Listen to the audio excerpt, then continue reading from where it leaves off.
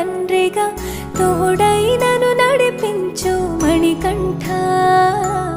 కష్టాలే తరిమినా కన్నీరే ముంచిన నీవే నాకు దిక్కు కదా అయ్యప్ప.